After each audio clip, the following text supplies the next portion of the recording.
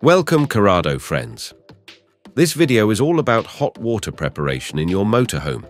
Your heater not only provides pleasant warmth, it can also heat up the domestic water for showering, washing your hands or doing dishes, for example. Let's take a look at the control unit.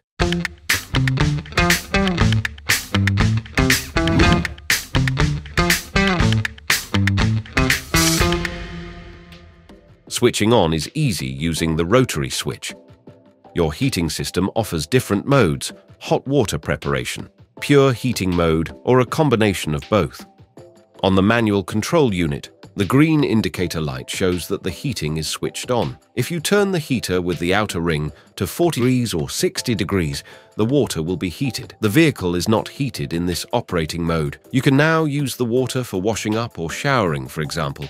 Select the flame symbol with 60 degrees. Then both the water is heated and the vehicle is heated. Optionally, some of our models also have a digital control unit, which offers you even more control over the hot water preparation. There you can then use the rotary push button to set exactly what you want or navigate through other menu items.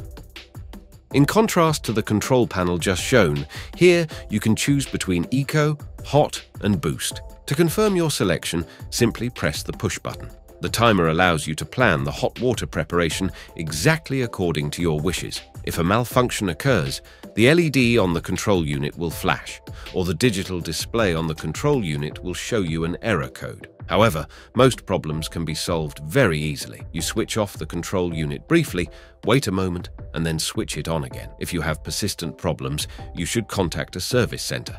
To avoid malfunctions, we recommend that you maintain the heating regularly and follow the instructions for shutting down operations in winter. I hope I was able to help you a little with this short explanation about hot water. Do you have any questions? Write them to us in the comments.